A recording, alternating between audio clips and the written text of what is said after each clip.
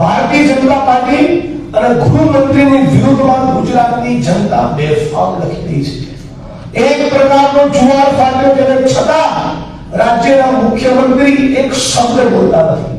હું ફરી આ પ્રેસ કોન્ફરન્સના માધ્યમથી કરું છું, રાજ્યના મુખ્યમંત્રી પોતે આગળ આવે, ગુજરાતની જનતાને બાહેધરી આપે કે હવે પછી ગુજરાતમાં કુટણ ખરા ચાલવા નહીં દઉં, હવે પછી ગુજરાતમાં જુગાર ધંધા દારૂ ધંધા નહીં ચાલે, હવે પછી ગુજરાતમાં ડ્રગ્સનો કાળો કારોબાર નહીં થાય।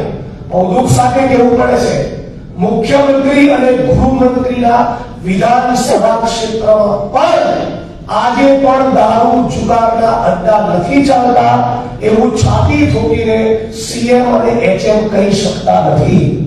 કોંગ્રેસ પાર્ટીના મારા સાથી દર્શનભાઈ નાયકે 2 દિવસ પૂર્વે સુરત શહેરના 458 દારૂનું લિસ્ટ આપ્યું। મુખ્યમંત્રીએ ગુજરાતના ગૃહમંત્રીએ રાજીનામું આપી દેવું જોઈએ, તમારા શરમનો છાંટો આવ્યો। અમારી નામની દાદી નીચે 450 દારૂના અડ્ડા ચાલે છે, તો ભાઈ કરે શું? મારા વિધાનસભામાં આવીને ભાષણ કરવા ગયા છે કે અમેરિકા સ્કોલર અને લાઇબ્રેરીનું ઓપનિંગ કરવાના છે।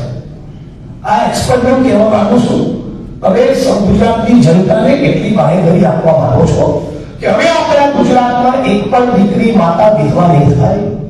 દ્વારકા, ખોડલધામ, પુણ્યાધામ, બેચરાથી આ હિન્દુ ધર્મની આસ્થાના પ્રતિકોની ફરતે કોઈ પણ માણસ દારૂ જુગારનો અડ્ડો ચલાવવાની હિંમત નહીં કરે એવી તમે બાહેધરી આપવા માંગો છો। જો આ બાહેધરી આપવા માંગતા ના હોય તો તમે જે સ્થાન પર બેઠા છો એ સ્થાન પર એક ક્ષણ માટે પણ તમારો બેસવાનો અધિકાર નથી। અને એટલા માટે અને આખા ગુજરાતમાં આજે આ મિસકોલ નંબરના માધ્યમથી એક કેમ્પેન જે માનનીય અમિતભાઈ વાત કરી, એક આ કેમ્પેન લોન્ચ કરીએ છીએ અને સમગ્ર ગુજરાતની જનતાને અપીલ અને આહ્વાન કરીએ છીએ કે ગુજરાતના કોઈ પણ ખૂણે દારૂ ધંધા ચાલતા હોય, ડ્રગ્સનો વેપાર ચાલતો હોય, અમે જે હેલ્પલાઇન નંબર લોન્ચ કરી રહ્યા છીએ એની પર તમે મિસ કોલ કરીને આ મૂવમેન્ટને સમર્થન આપજો। ટેક્સ્ટ મેસેજ કે